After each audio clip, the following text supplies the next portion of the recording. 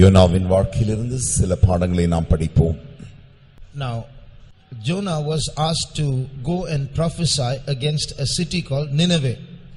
நினிவே என்கிறதான பட்டணத்துக்கு விரோதமாய் போய் தேவனுடைய தீர்க்கதரிசனம் சொல்லும்படியாக யோனாவுக்கு சொல்லப்பட்டது. Nineveh is not in Israel. Nineveh பட்டணம் இஸ்ரவேல் தேசத்தில் அல்ல. Nineveh is the capital of an enemy country of Israel called Assyria. Nineveh என்கிறதான பட்டணம் அசீரியா தேசத்தின் தலைநகரமாய் இருக்கிறது. இந்த அசீரியா தேசமானது இஸ்ரவேல் தேசத்தாருக்கு சத்ருவான தேசமாய் இருக்கிறது. So now Jonah from Israel is being asked to prophesy against an enemy country, to go into the enemy territory and prophesy. இப்பொழுது YONO இஸ்ரவேல் தேசத்திலிருந்து போய் சத்ருவின் தேசத்தில் இருக்கிறதான அந்த நினிவே பட்டணத்தாருக்கு விரோதமாய் தீர்க்கதரிசனம் சொல்லும்படி அவனுக்கு சொல்லப்பட்டது. Why did Jonah hesitate? அப்பொழுது ஏன் YONO தயங்கினான்? Why did he disobey God and take a ship and go in another direction? ஏன் அவன் தேவனுக்கு கீழ்ப்படியாமை காட்டி கப்பலில் ஏறி வேறு ஒரு வழியாய் போக முயற்சித்தான்? Because of two reasons. இரண்டு காரணங்கள். One is, if he prophesies, there is a possibility that they might repent. ஒரு பக்கத்தில் அவன் போய் தீர்க்கதரிசனம் சொல்லும் பொழுது நினிவே பட்டணத்தார் மனம் திரும்பக்கூடியதான ஒரு தருணமும் உண்டு. And Jonah does not want that. He wants the enemies to be punished. ஆனால் யோனா அதை விரும்பவில்லை. அவனுடைய விருப்பம் என்னவென்றால் சத்துருக்கள் தண்டிக்கப்பட வேண்டும். Because they have been harassing Israel so much, so they should be punished. If I go and prophesy and they repent, then it will be something that the Israelites don't want. ஏனென்றால் அவர்கள் இஸ்ரவேல் தேசத்தாரை அதிகமாக துன்புறுத்தி கொண்டிருந்தபடினாலே அது YONO சத்துரு பட்டணத்தார் இப்படி மனம் திரும்பி அதில் அவர்கள் தண்டிக்கப்படாமல் போகுவதற்கு அவனுக்கு விருப்பமே இல்லை. Because he knows that his God is a forgiving God. ஏனென்றால் தன்னுடைய தேவன் மன்னிக்கிற தேவன் என்று அவன் அறிந்திருக்கிறான். Secondly, if God forgives, then what he prophesies won't happen. இரண்டாவதாக அவன் போய் தீர்க்கதரிசனம் சொல்லி அவர் நடக்க வேண்டிய காரியம் நடக்காமற் போகுமே ஆகில், then it will affect his ego. He's a prophet and what he says should happen. If it doesn't happen, his grade will come down. இவன் ஒரு தீர்க்கதரிசி, இவன் சொல்லுகிற காரியம் நிறைவேறியே ஆக வேண்டும். அப்படி நிறைவேறாத பட்சத்தில் போகுமே ஆகில் இவன் ஒரு தீர்க்கதரிசி என்கிறான், அந்த ஸ்தானத்தும் அவனுக்கு குறைந்து போகும். So though he is a prophet, though he is carrying the message of God, his spirit is different from God's spirit. அவன் ஒரு தீர்க்கதரிசியாய் இருந்தாலும் தேவனுடைய செய்தியை அவன் கேட்டு பெற்று அறிவிக்கிறவனாய் இருந்தாலும் கூட அவனுடைய ஆவி அவனுக்கு விரோதமாய் இருந்தது. God's spirit is God delivers messages so that people might turn to him. தேவனுடைய ஆவி என்னவென்றால் தேவன் தூதுகளை அனுப்பி ஜனங்களை தம் பக்கமாய் திருப்பும்படி விரும்புகிறார். But the prophet's intention is he's more ego oriented. If I say something, it should happen, otherwise I shouldn't say.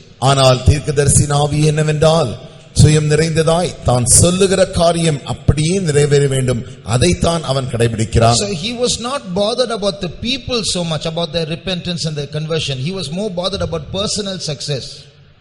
ஆகையினால் அவன் ஜனங்களை அவர்கள் திரும்புகிறதை மனம் திரும்புகிறதை அதை குறித்து அவனுக்கு கவலையே இல்லை.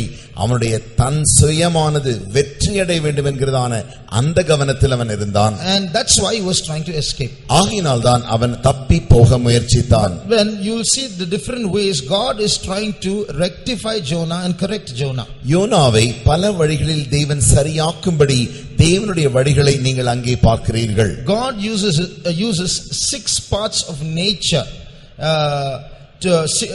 God uses nature in 6 ways to try to rectify Jonah. யோனாவை சரி செய்யும்படியாக தேவன் இயற்கையை எடுத்து 6 விதங்களில் அவனோடு கூட ஈடுபட விரும்புகிறார். And to restore him to God's will. தன்னுடைய தேவனுடைய சித்தத்திற்கு அவன் திரும்பி வரும்படியாகவே அப்படி செய்கிறார். And also to set his heart right so that his heart and God's heart might be the same. அது மாத்திரமல்ல, அவனுடைய இருதயத்தையும் சரிப்படுத்தி அவனுடைய இருதயமும் தேவனுடைய இருதயமும் ஒன்றாய் காணப்படும்படியாய். So first of all, God uses the storm. முதலாவதாக தேவன் அங்கே புயலை உபயோகிக்கிறார். As he is fleeing away from the will of God, God uses the storm. அவன் தேவனுடைய சித்தத்திலிருந்து தவறி போகும் பொழுது தேவன் அங்கே புயலை கட்டளையிடுகிறார். So from these 6 parts of nature, we are going to see how we learn lessons from those 6 parts of nature to see how what will happen to us also, or what will happen when we go away from the will of God. இந்த இயற்கையை தேவன் எப்படி 6 விதங்களில் உபயோகப்படுத்துகிறார் என்றும், நாம் தேவனுடைய சித்தத்திலிருந்து தவறி போகும் பொழுது இந்த 6 காரியங்கள் நம்முடைய ஜீவியத்தில் எப்படி கிரியை செய்கின்றன என்பதை குறித்து நாம் காணப்போகிறோம். So what happened when the storm struck? இப்படி புயல் வரும் பொழுது என்ன நடக்கிறது? All in the ship were troubled. எல்லா கப்பலில் இருக்கிற எல்லாரும் இப்பொழுது பிரச்சனைக்குள்ளாய் மாறி போனார்கள். Because one man disobeyed, all were put into trouble. ஒரு மனிதனுடைய கீழ்ப்படியாமையினாலே எல்லாரும் இங்கே பிரச்சனைக்குள்ளாகிறார்கள். So the personal lesson that we learn is this. இதைத்தான் நாம் கற்றுக்கொள்கிற தனி பாடம் என்னவென்றால், disobedience is not personal. Personal disobedience affects others also. கீழ்ப்படியாமை என்பது ஒரு தனிப்பட்ட நபரின் சொந்தமானதல்ல. ஒரு தனிப்பட்ட நபரின் கீழ்ப்படியாமையானது முழுவரையும் பாதிக்கிறதா இருக்கிறது. So when one person in the house disobeys, the whole family is affected. ஒரு குடும்பத்தில் ஒருவன் கீழ்ப்படியாமல் போகும் பொழுது முழு குடும்பமும் அங்கே பாதிக்கப்படுகிறது. So that's one lesson that we learn from the storm.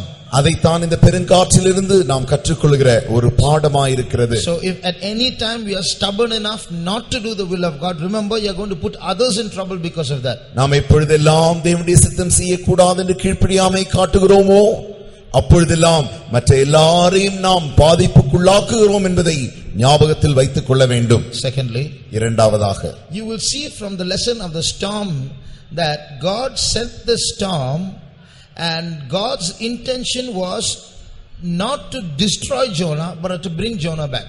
கர்த்தர் இந்த பெருங்காற்றை அனுப்பினது யோனாவை அழிக்கும்படியாய் அல்ல, யோனாவை சரி செய்யும்படியாகவே. Till Jonah goes back to Nineveh, or till he admits that he is in the wrong path, the storm will keep blowing. அவன் நினிவே பட்டணத்திற்கு திரும்பவுமாய் போகும் வரைக்கும் அல்லது அவனுடைய தவறை அவன் உணரும் வரைக்கும் அந்த பெருங்காற்று வீசிக்கொண்டுதான் இருக்கிறது. So what we learn from this, that God, though we go wrong sometimes, God is so large-hearted, He doesn't throw us away. Though we are wasting His time because of our disobedience, still He wants to use us. He didn't just let Jonah go away without the storm. He could have just go to Tarshish and then raised up another prophet and sent him there. He didn't do that. He wants Jonah back. So though time is wasted, He takes endeavors, brings a storm to bring Jonah back to prophesy. தேவன் YONO போய்விட்டான், பரவாயில்லை போகட்டும், வேறொரு தீர்க்கதரிசியை அனுப்பி நான் இப்படி செய்கிறேன் என்று சொல்லாமல் தேவன் அநேக நேரத்தை எடுத்து எப்படியாகிலும் யோனாவை சரி செய்து திரும்பமாக அவனை அந்த சரிப்பட்ட நிலவரத்தில் கொண்டு வர வரைக்கும் அவர் முயற்சிக்கிறார். See, there are more than 600 crore people in this world. உலகத்திலே இன்றைக்கு 600 கோடிக்கு மேலான ஜனங்கள் வாழ்ந்து கொண்டிருக்கிறார்கள். God can easily say, if it's not you, it's somebody else, man, you want to go, you leave, finished. தேவன் சுலபமாய் சொல்லிவிடலாம், பரவாயில்லை உனக்கு விருப்பம் இல்லையா, வேறொருவரை அனுப்புறேன் என்று சொல்லிவிடலாம். But He loves us so much, and His gifts and calling are without repentance. So He wants us back. Though His kingdom is suffering damage, He still comes after us. அவள் நம்மை அதிகமாய் நேசிக்கிறபடினாலே, அவருடைய அழைப்புகளும் அவருடைய கிருபைகளும் மாறாதவர்களாய் இருக்கிறபடினாலே அவர் எப்படியாகிலும் நாம் திரும்பி வரத்தான் வேண்டும் என்று சொல்லி அவர் நம்மை நேரத்தை அதிகமாய் செலவழித்தாலும் நேரமானாலும் சரி என்று நம்மை திருப்பும்படி அவர் முயற்சிக்கிறார். So this is the lesson from the storm. இதுதான் இந்த பெருங்காற்றிலிருந்து நாம் படிக்கிற பாடம். Secondly, இரண்டாவதாக the lot. லோத்து. No. அங்க போடுகிறதான குலுக்கல், சீட்டு போடுதல். So they casting lots. இங்கே அவர்கள் சீட்டு போடுகிறார்கள். Now they are depending on nature to tell who is the guilty one. இப்பொழுது யார் இந்த இயற்கைக்கு இந்த பாதிப்புக்கு காரணம் என்று கண்டுபிடிக்கும்படியாக இப்படி சீட்டு போடுகிறார்கள். So they cast the lots and finally it falls on Jonah. சீட்டு போட்டார்கள், யோனாவின் பேருக்கு சீட்டு விழுந்தது. Then Jonah makes a confession. அப்பொழுது யோனா ஒரு அறிக்கை செய்கிறான். As long as the storm was blowing, it was general, like we don't know who's the thief, who's the culprit. பெருங்காற்று அடிக்கிற வரைக்கும் அவனுக்கு யார் என்று தெரியவில்லை, யார்தான் அங்கு குற்றவாளி, யார் நிமித்தம் என்று யாரும் அறியாதது போல அவன் இருந்தான். There are some situations where some things will happen to us where we will say, we cannot say that God is correcting me, this might be a coincidence. சில நம்முடைய வாழ்க்கையிலும் கூட சில அனுபவங்கள் உண்டு. இப்படி நமக்கு விரோதமாக ஏதாவது காரியங்கள் நடக்கும் பொழுது இது எனக்கு ஆக அல்ல, ஒருவேளை தேவன் என்னை சரி செய்கிறார் என்று அல்ல, இது ஏதோ அப்படியே தற்காலிகமாக சேர்ந்து நடந்து விட்டது என்று நாம் சொல்லிவிடுவோம். The storm may not be from God. Every year in every sea, every now and then a storm comes, isn't it? பெருங்காற்று தேவனிடத்திலிருந்து அன்று வருகிறது என்று சொல்ல முடியாது. ஒவ்வொரு வருடமும் அநேக இடங்களில் வந்து கொண்டுதானே இருக்கிறது. So what does God do? அப்படி தேவன் என்ன செய்கிறார்? He casts. Now the lot is cast. இப்பொழுது சீட்டு போடப்படுகிறது. Now Jonah comes up. இப்பொழுது யோனா அங்கே எழுந்து வருகிறார். Now Jonah has to make confession in front of everybody. இப்பொழுது எல்லாருக்கும் முன்பாக யோனா ஒரு அறிக்கை செய்ய வேண்டியதா இருக்கிறது. What's the lesson we learn from here? இதிலிருந்து நாம் படிக்கிற பாடம் என்ன? The more we deviate from God's plan, the more obvious our disobedience will appear before others. எவ்வளவுக்கு அதிகமாக நாம் தேவனுடைய திட்டத்திலிருந்து விலகி விலகி போக ஆரம்பிக்கிறோமோ அவ்வளவுக்கு அதிகமாய் நம்முடைய கீழ்ப்படியாமையை அனைவருக்கு முன்பாக தேவன் வெளிப்படுத்துகிறார். You know, sometimes some things will happen where God is trying to correct. A prophecy will come. சில நேரங்களில் தேவன் நம்மை சரி செய்யும்படியாக ஒரு தீர்க்க தரிசனம் எழும்பும். You are doing this is wrong. இதை நீ செய்கிறாய், இது தவறு. Immediately, you know what, a stubborn mind will say, there are so many people who are doing that mistake, how do I know it's God is speaking to me? உடனே நம்முடைய கடினமான இதயம் என்ன சொல்லும்? அநேகர் இந்த தவறை செய்கிறார்கள், இந்த தீர்க்க தரிசனம் எனக்குத்தான் என்று எப்படி நான் சொல்ல முடியும்? You know, God is so loving, He likes you to correct yourself secretly. He doesn't want to embarrass you. ஒரு காரியம் தெரியுமா? தேவன் உங்களை அதிகமாய் நேசிக்கிறார். ஆகையினால் ஒரு காரியத்தை உங்களை தனிப்பட்ட விதமாய் ரகசியமாய் சரி செய்ய விரும்புகிறார். So he says it in a kind of a general manner so other people won't understand, but you will get the message and correct yourself secretly. ஆகையினால் தான் அவர் தீர்க்க தரிசனத்தை இப்படி பொதுவாய் சொல்ல அனுப்புகிறார். அப்படி அனுப்பும் பொழுது மற்றவர்கள் அதை சரி செய்ய வேண்டிய அவசியம் இல்லை. நீதான் மற்றவர்களுக்கு நீதான் என்று தெரியாது. மற்றவர்களுக்கு நீதான் என்று தெரியாது. ஆனால் அந்த தீர்க்கதரிசனம் உனக்குத்தான் வந்து நீ சரி செய்யும்படியாகவே அனுப்பப்படுகிறது. Secretly you can correct yourself, you will escape. நீ ரகசியமாக நீ சரி செய்து கொண்டால் தப்பித்துக் கொள்ளலாம். But now Jonah didn't confess while the storm was blowing. They had to cast lots to find out. ஆனால் யோனாவோ இப்படி பெருங்காற்று அடிக்கும் பொழுது அவன் அறிக்கை செய்யவே இல்லை. இப்பொழுது தன் பேரில் அவர்கள் சீட்டு போடுகிறார்கள். So when God warns us in general, if we don't obey, He'll warn us in particular. And when He warns us in particular, others will come to know also. தேவன் நம்மை பொதுவாய் சரி செய்ய முயற்சிக்கும் பொழுது நாம் கீழ்ப்படியாமை காட்டுவோமே ஆகில் அவன் நம்மை தனிப்பட்ட முறையில் சரி செய்ய முயற்சிப்பார். அப்பொழுது எல்லாருக்குமே நம்முடைய விஷயம் தெரிந்துவிடும். Suppose Jonah had made a secret prayer saying, Lord, next station the ship stops, I'll go back to Nineveh. The storm would have stopped. ஒருவேளை யோனா கர்த்தாவே நான் ஜெபிக்கிறேன் என்று ரகசியமாய் ஜெபித்து அடுத்து இந்த கப்பல் எந்த துறைமுகத்துக்கு போகிறதோ அங்கே நான் போய் இறங்கி நீ செய்ய வேண்டிய காரியத்தை நான் செய்ய ஆரம்பிக்கிறேன் என்று சொல்லி இருப்பானே ஆகில் the storm would have stopped. பெருங்காற்று நின்றிருக்க கூடும். So the more we disobey, the more our wrong deeds become apparent. எவ்வளவுக்கு அதிகமாக நாம் கீழ்ப்படியாமை காட்டுகிறோமோ அவ்வளவுக்கு அதிகமாய் நம்முடைய தவறானது பெரிதாய் வெளிப்படுத்தப்படும். Thirdly, மூன்றாவதாக in Jonah chapter 2, I think it's verse 6, it says that his head got caught in the weeds.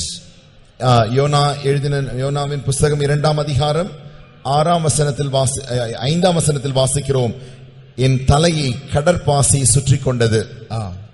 So what happens now? The head, you go under water, you can't breathe. There he gets tied up in his head. He can't even come out now. He's trapped. இவனுடைய தலையானது தண்ணிக்குள் போய் மூச்சு விடுவது மாத்திரமல்ல கடற்பாசியினாலே சுற்றி கொண்டது. So now he's trapped. இப்பொழுது அவன் மாட்டிக்கொண்டான். Why? ஏன்? His heart is a hard heart, Jonah's heart. யோனாவின் இருதயமானது மிக கடினமான இருதயமாய் இருந்தது. Why do I say that? ஏன் நான் அதை சொல்லுகிறேன்? He escaped because he knows that his ego will be affected, because if he prophesies, God will change his mind about harming Nineveh if they repent. ஏனென்றால் அவனுக்கு முதலாவது காரியம், ஒருவேளை தான் தீர்க்க தரிசனம் சொல்லி நினிவே பட்டணத்தாரை அழிக்காதபடிக்கு அவர்கள் மன்னிப்பு கேட்கும் பட்சத்தில் தேவன் மன்னித்து விடுவாரே ஆகில் என்கிறதான் அந்த நோக்கம் அவனுக்குள் இருந்தது. Now after God catches him and hits him and sends him back, he goes and obeys. He prophesies 40 days Nineveh is going to be burnt up, overthrown. and then he goes and sits in the sands and waits for 40 days to see if what he says happens. இப்பொழுது இந்த காரியங்கள் நிறைவேறி பின்பு அவன் நினிவேக்கு போய் இப்பொழுது அவன் தீர்க்க தரிசனம் சொல்கிறான். 40 நாளைக்குள்ளாய் தேவன் இந்த தேசத்தை அழிக்கப் போகிறார் என்று சொல்லி அவன் கடல் மணலிலே போய் உட்கார்ந்து கொண்டு இப்பொழுது இந்த 40 நாள் முடிவுக்காய் காத்துக் கொண்டிருக்கிறான். So he obeys, but his heart is not changed. கீழ்ப்படிந்து விட்டான், என்றாலும் அவனுடைய இருதயம் இன்னும் மாறவில்லை.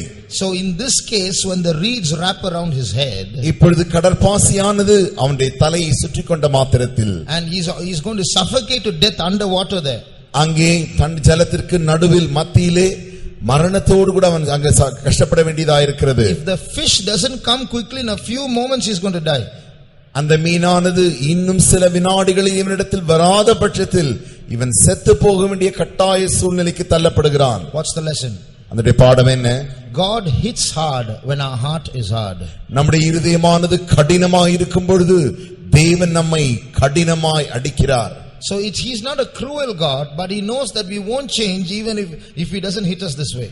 ஆகையால் நம்முடைய தேவன் ஏதோ ஒரு பயங்கரமான இரட்சத தேவன் என்று அல்ல, நாம் தவறாக போகும் பொழுது அவர் நம்மை கடினமாய் அடிக்க வேண்டியதா இருக்கிறது. There are 2 verses in the Bible like this. வேதத்திலே 2 வசனங்கள் இப்படி இருக்கிறது. Both come together. இரண்டுமே சேர்ந்து ஒன்றாய் இணைகிறது. It says, I will instruct thee and teach thee in the way which thou shouldest go. I will guide thee with mine eye. நான் நீ போக வேண்டிய வழியை நான் உனக்கு காண்பித்து உனக்கு ஆலோசனை சொல்லுவேன். உன்மேல் என் கண்ணை வைத்து நான் உனக்கு ஆலோசனை சொல்லுவேன். In Tamil it's உன்மேல் என் கண்ணை வைத்து ஆலோசனை சொல்லுவேன். In English I will guide you with my eye. தமிழிலே உன்மேல் என் கண்ணை வைத்து உனக்கு ஆலோசனை சொல்லுவேன் என்றிருக்கிறது. ஆனால் ஆங்கிலத்தில் நீங்கள் பார்க்கும் பொழுது என் கண்ணினாலேயே நான் உன்னை வழி நடத்துவேன். So God has an eye communication through which he will communicate to us. That's the language of love. தேவனுக்கு கண்ணின் மூலமாய் சம்பாஷிக்கிற பாஷை உண்டு, அதுதான் அன்பின் பாஷை. So just looking at his eyes we'll know what he's trying to say. அவருடைய கண்களை பார்த்த மாத்திரத்தில் நாம் புரிந்து கொள்ளலாம் அவர் என்ன சொல்லுகிறார். Read that verse. அந்த வசனத்தை வாசியுங்கள். 32:8 Psalm 32:8. நான் உனக்கு போதித்து நீ நடக்க வேண்டிய வழியை உனக்கு காட்டுவேன், உன்மேல் என் கண்ணை வைத்து உனக்கு ஆலோசனை சொல்லுவேன். Suppose we can't understand that language. அந்த பாஷை நமக்கு புரியாமல் இருக்குமே ஆகில் God uses another language. வேறு ஒரு பாஷை தேவன் இப்பொழுது பிரயோஜனப்படுத்துகிறார். Read the next verse. அடுத்த வசனத்தை வாசியுங்கள். வாரினாலும் கடிவாளத்தினாலும் வாய் கட்டப்பட்டாலொழிய உன் கிட்ட சேராத புத்தி இல்லாத குதிரையை போலவும் கோவேறு கழுதையை போலவும் இருக்க வேண்டாம். So what is that? அர்த்தம் என்ன? If you can't understand the eye language, you will understand the whip language. நீ அந்த கண்ணின் பாஷையை புரிந்து கொள்ளாத பட்சத்தில் வாரின் பாஷையை தான் புரிந்து கொள்ள வேண்டும். That everybody understands. அது எல்லாருக்குமே புரிந்து விடுகிறது. If God speaks, sometimes it's coincidence. Prophecy comes or a dream comes. That's all my thinking. Maybe that some person knew about my story. Maybe a coincidence. Maybe for somebody else. All this argument will suddenly when the whip comes, that language will understand. தேவன் அன்பினாலே ஒரு தீர்க்கதரிசனத்து மூலமாய் பேசும் பொழுதோ ஏதோ அப்படி அது தற்காலிகமாக சேர்ந்து நடந்து விட்டது, அது எனக்கென்று அல்ல மற்றவர்களுக்காக இருக்கும், ஆனால் அது நான் எனக்கென்று என்னுடைய சம்பவத்தில் ஒத்தது போல் இருக்கிறது என்றெல்லாம் சொல்லிவிடுவோம். அந்த அன்பின் பாஷையை நாம் புரியாத பட்சத்தில் வாரின் பாஷை நமக்கு நேராக வறுமையாகில் உடனடியாக நாம் நன்றாக புரிந்து கொள்கிறோம். So God hits hard when the heart is hard. இருதயமானது கடினமாய் இருக்கும் பொழுது தேவன் நம்மை கடினமாய் அடிக்கிறார். Fourthly, நான்காவதாக, before he died, before he suffocated to death, before the water could get into his nose and mouth and he could die, the fish came and swallowed him. அவனுடைய தண்ணிக்குள்ளாய் போய் சுவாசம் அடையாதபடிக்கு அவன் அப்படிப்பட்டதான் அந்த நெருக்குதலில் வந்து சாவதற்கு முன்பாக மீன் வந்து அவனை கவ்வி கொண்டு போனது. So he got swallowed by the fish. அவன் இப்பொழுது மீனினாலே விழுங்கப்பட்டான். That poor fish was in trouble for 3 days, had a big man in its belly. That man must be squirming there and rolling in that belly, and God didn't give that permission to that fish to vomit him for 3 days. You have to keep him inside. அந்த பெரிய மீனுக்கு ஒரு உபத்திரவ காலம்தான், பெரிய பிரச்சனை தான். 3 நாளைக்கு இந்த மனிதனை தன்னுடைய வயிற்றுக்குள் பாதுகாத்து தான் ஆக வேண்டும். ஏனென்றால் இது தேவனால் கட்டளையிடப்பட்ட காரியம். அந்த வயிற்றுக்குள் இவன் சும்மாவும் இருந்திருக்க மாட்டான், வயிற்றுக்கு அநேக தொந்தரவுகளை கொடுத்திருப்பான். என்றாலுமோ அந்த பெரிய மீன் இவைகளை சகித்து கொண்டுதான் இருந்தது. And so the fish didn't like Jonah but had to swallow Jonah because God asked the fish to do that. யோனா அந்த மீனானது யோனாவை விரும்பவில்லை என்றாலுமோ தேவன் கட்டளையிட்டபடியினாலே இந்த பெரிய மீன் யோனாவை விழுங்க வேண்டியதாய் இருந்தது. And Jonah didn't like the fish either. மறுபக்கத்தில் யோனாவுக்கும் மீனை பிடிக்கவில்லை. Read Jonah 2:2. யோனா எழுதின யோனாவின் புத்தகம் 2ஆம் அதிகாரம் 2ஆம் வசனம். என் நெருக்கத்தில் நான் கர்த்தரை நோக்கி கூப்பிட்டேன். He's now praying from inside the fish. இப்பொழுது யோனாவின் வயிற்றுக்குள்ளிருந்து அவன் ஜெபிக்கிற ஜெபத்தை பாருங்கள். மீனின் வயிற்றிலிருந்து வாசிங்க. என் நெருக்கத்தில் நான் கர்த்தரை நோக்கி கூப்பிட்டேன், அவர் எனக்கு உத்தரவு அருளினார். நான் பாதாளத்தின் வயிற்றிலிருந்து கூப்பிட்டேன். நான் பாதாளத்தின் வயிற்றிலிருந்து கூப்பிட்டேன். He didn't say I'm calling from the belly of the fish. He said I'm calling from the belly of hell. அவன் மீனின் வயிற்றிலிருந்து கூப்பிடுகிறேன் என்று சொல்லவில்லை, பாதாளத்தின் வயிற்றிலிருந்து கூப்பிடுகிறேன் என்று சொல்கிறான். So sitting in that stinking stomach of a fish, no windows, all the food getting digested in the stomach, he's sitting with all that food, with all the juices from its belly. In that situation it was like hell for Jonah 3 days. YONO மீனின் வயிற்றுக்குள்ளே போய் அந்த யோனாவின் அந்த மீனுக்குள்ளே தான் சாப்பிட்ட யாவையும் அவைகள் அசை போட்டுக்கொண்டு அந்த உமிழ்நீர்கள் யாவும் அந்த மத்தியிலே அவன் கடந்து கொண்டு வேறு வழி இல்லாமல் மாட்டிக்கொண்டு அங்கிருந்து அவனுக்கு அந்த நாற்றத்தையும் சகித்துக் கொண்டு அவன் அங்கிருந்து 3 நாட்கள் அதற்குள்ளா இருக்க வேண்டியதா இருந்தது. So God is giving him 3 days inside a room to sit now and think, coming back or not. இப்பொழுது தேவன் 3 நாட்கள் உனக்கு தருணம் தருகிறேன், ஒரு அறையும் தருகிறேன், இதற்குள் உட்கார்ந்து 3 நாட்கள் யோசித்து நீ வருகிறாயா இல்லையா என்று நீயே தீர்மானம் செய்து கொள் என்கிற ஒரு தருணத்தை தருகிறார். Very difficult for him to say no because he may have to sit there for more days.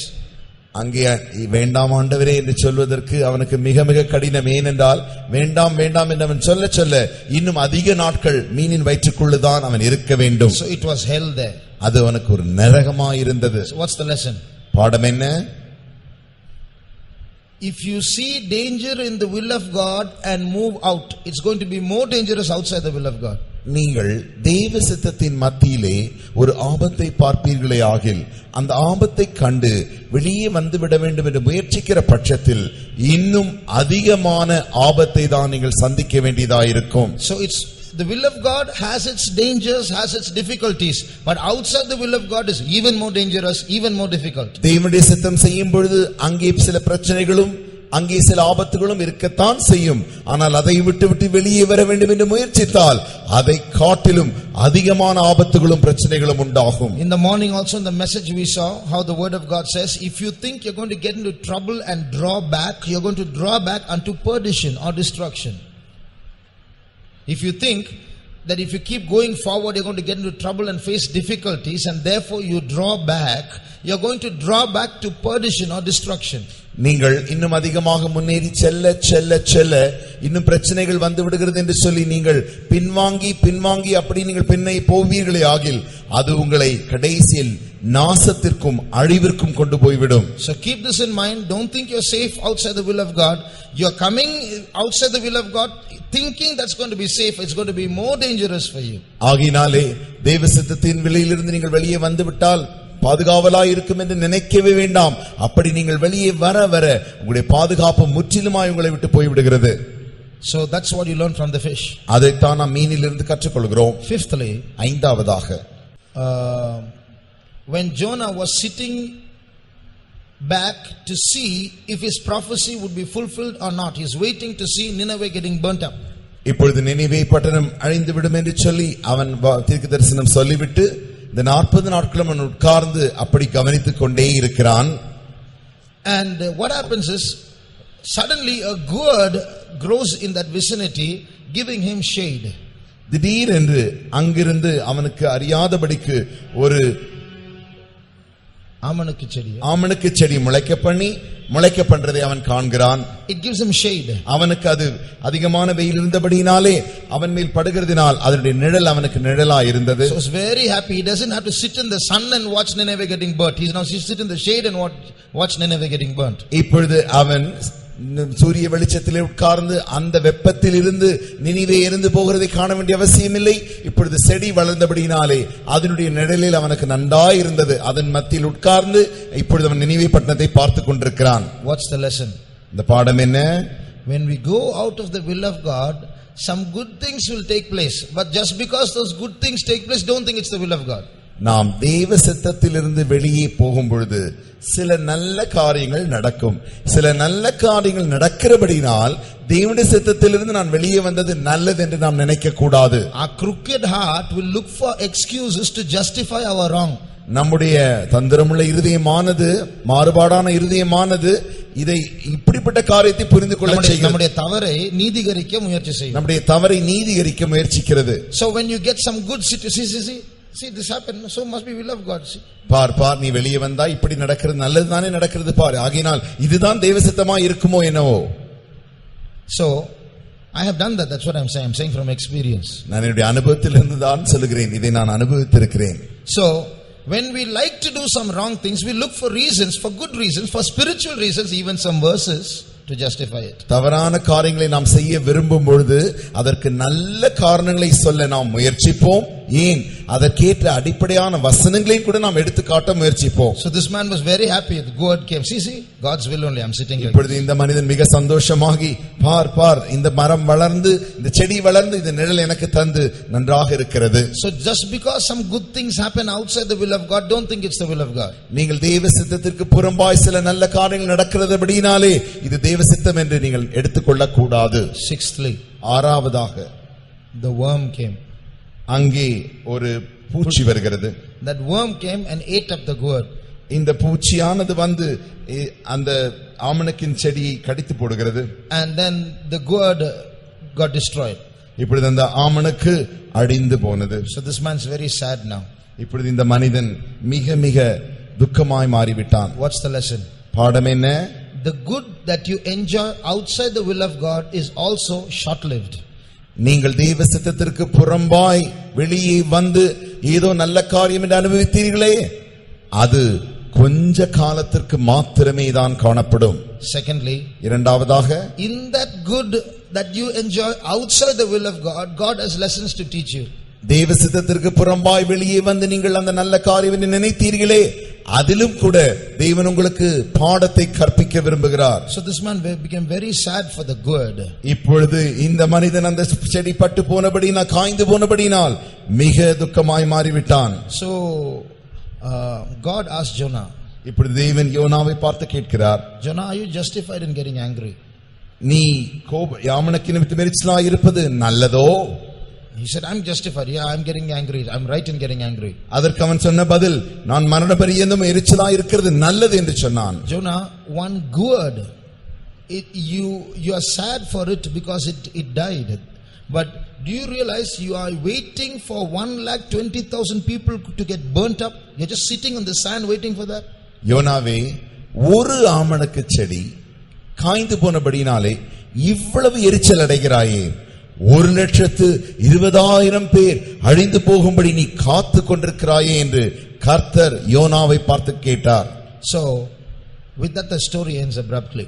அதோடு கூட அந்த கதை முடிந்து விடுகிறது. Whether Jonah learned his lesson or not, we don't know, but let us learn our lesson, please. யோனா இதிலிருந்து தன்னுடைய பாடத்தை கற்றுக்கொண்டானோ என்னவோ தெரியாது. நாம் நம்முடைய பாடத்தை கற்றுக்கொள்வோம். One day recording was going on in Adiyar. ஒரு நாள் அடையாரிலே எங்களுக்கு இந்த பாட்டு பதிவின் வேலை நடந்து கொண்டிருந்தது. Many nights continuously we were sitting and doing recording. அநேக ராத்திரிகள் நாங்கள் உட்கார்ந்து இந்த பாட்டை எல்லாம் பதிவு செய்து கொண்டிருந்தோம். And finally when one track was being recorded, கடைசியாக அந்த ஒரு வரியானது பதிவு செய்யப்படும் பொழுது suddenly a sound came from the hard disk. திடீரென்று அந்த கம்ப்யூட்டரிலிருந்து ஒரு பெரிய சத்தம் வந்தது. And all the 5 days recording got destroyed. நாங்கள் 5 நாட்களும் கஷ்டப்பட்டு செய்ததான அந்த பதிவுகள் யாவும் அப்படியே மறைந்து அழிந்து போயிற்று. And I was so sad because youth camp is coming. There's no time. You have to sit another 5 days and do all this, and it all vanished. உடனடியாக இன்னும் கொஞ்சம் 2-3 நாட்களுக்குள்ளாய் வாலிபர் முகாம் வரப்போகிறது. இப்படி நாங்கள் இன்னும் அதை செய்ய வேண்டுமே ஆகில் 5 நாட்கள் இதை நாங்கள் எப்படி உட்கார்ந்து செய்ய முடியும் என்று சொல்லி எனக்கு மிகவும் துக்கமாகிவிட்டது. 5 nights I sat down, and the 6th night at about 9 o'clock in the night, everything vanished. 5 இரவுகள் உட்கார்ந்து நாங்கள் பதிவு செய்தோம். 6வது நாளின் இரவிலே திடீரென அந்த ஒரு வரி பதிவு செய்யும் பொழுது முற்றிலும் நாங்கள் செய்த பதிவுகள் அழிந்து போயிற்று. I don't know what to do. Am I supposed to blame myself or get angry with God, or what should I do? இப்பொழுது எனக்கு என்ன செய்ய வேண்டும் என்றே தெரியவில்லை. நான் என் மேல் கோபம் அடைவதா அல்லது தேவன் மேல் எரிச்சல் அடைவதா எனக்கு ஒன்றும் புரியவில்லை. Read the Jonah 4th chapter, is it? யோனா 4ஆம் அதிகாரம் Last 2 verses. 9 10 வசனங்கள். அதற்கு கர்த்தர், நீ பிரயாசப்படாதது, நீ வளர்க்காததும், ஒரு ராத்திரியிலே முளைத்ததும் ஒரு ராத்திரியிலே அழிந்து போனதுமான ஆமணக்குக்காக பரிதபிக்கிறாயே. So God spoke to me. You're feeling so sad for this recording which came in a night and perished in a night. நீ ஒரு இரவிலே பதிவு செய்யப்பட்டு அடுத்த இரவிலே அழிந்து போனதான இந்த பதிவுக்கா இவ்வளவு துக்கப்படுகிறாய் என்று கர்த்தர் என்னோடு கூட பேசினார். Did you once pray for the souls who are going to listen to your recording? ஒருமுறையாகிலும் நீ பதிவு செய்த அந்த பாடல்களை கேட்கிறதான ஆத்துமாக்களுக்காக ஜெபித்திருக்கிறாயா? Did you once pray that they should be edified by these songs? இந்த பாட்டினாலே அவர்கள் பக்தி விருத்தி அடைய வேண்டும் என்று சொல்லி ஒருமுறையாகிலும் நீ ஜெபித்திருக்கிறாயா? So let's examine ourselves. ஆகையினாலே நாம் நம்மை ஆராய்ந்து பார்ப்போம். Jonah was a prophet. He was doing ministry, but he had no burden for souls. He wanted them to die. He was more ego oriented than people oriented. யோனா ஒரு தீர்க்கதரிசி, ஊழியத்தில் இருந்தான் என்றாலுமோ அவன் ஆத்துமாக்களை குறித்ததான பாரம் அவனுக்குள் இல்லாமல் இருந்தது. மாறாக தான் சொல்லுகிறதான தீர்க்க தரிசனம் அப்படியே நிறைவேறி அவனுடைய சுயம் காக்கப்படும்படியாகவே அவன் விரும்பினான். Shall we close our eyes? அவனுடைய கண்களை மூடுவோமா? What is the spirit that we are, that we have? நமக்குள் இருக்கிறதான அந்த ஆவி என்ன? With what inner motive are we following God? நாம் தேவனை நம்முடைய எந்த உள்நோக்கத்தோடு கூட நாம் பின் தொடர்ந்து போகிறோம்? With what inner motive are we serving God? நாம் தேவனுக்கு எந்த உள்நோக்கத்தோடு கூட நாம் ஊழியம் செய்கிறோம்? Let's set right our spirits. நம்முடைய ஆவிகளை நாம் சரி செய்வோமாக. Is there any self involved in our ministries? நம்முடைய ஊழியங்களில் ஏதாயில் நம்முடைய சுயம் காணப்படுகிறதா? Father God, we give all these young people into your hands. பிதாவாகிய தேவனே, இந்த வாலிப யாவரையும் உம்முடைய கரத்தில் நாங்கள் தருகிறோம். Take charge of their lives. அவருடைய வாழ்க்கை நீரே பொறுப்படும். Some of them are involved in ministries, Lord. ஆண்டவரே, இங்க இருக்கிற அநேகர் ஊழியங்களில் பங்கெடுக்கிறார்கள். Help them to have the true burden for souls. ஆண்டவரே, ஆத்துமாக்களை குறித்ததான உண்மையான பாரமுடையவர்களாய் இருக்கும்படி அவர்களுக்கு நீர் உதவி செய்யும். Help them in their ministry to do all their ministry only inside your will, O God. ஆண்டவரே, அவர்கள் செய்கிற எல்லா ஊழியங்களிலும் அவர்கள் செய்கிற ஊழியங்கள் யாவும் உம்முடைய சித்தத்திற்குள்ளாயிருந்து செய்ய உதவி செய்யும். Help them never to run away from your will and fall into danger. ஆண்டவரே, ஒரு காலும் உம்முடைய சித்தத்தை விட்டு ஓடி போகாமல் அப்படி ஓடி போய் ஆபத்திலே விடாதபடிக்கு நீர் அவர்களை காத்துக்கொள்ளும். Whole of this week keep them under thy care, O God. ஆண்டவரே, இந்த முழு வாரமும் உம்முடைய அந்த விசாரிப்புக்குள் அவர்களை வைத்துக் கொள்ளும். ஆண்டவரே, In Jesus' name we pray. இயேசுவின் நாமத்தில் வேண்டிக் கொள்கிறோம் பிதாவே. Amen. ஆமென். என் ஆத்துமாவே கர்த்தரை ஸ்தோத்ரி, என் முழு உள்ளமே அவருடைய பரிசுத்த நாமத்தை ஸ்தோத்ரி. என் ஆத்துமாவே கர்த்தரை ஸ்தோத்ரி, அவர் செய்த சகல உபகாரங்களையும் மறவாதே. ஆமென். அல்லேலூயா.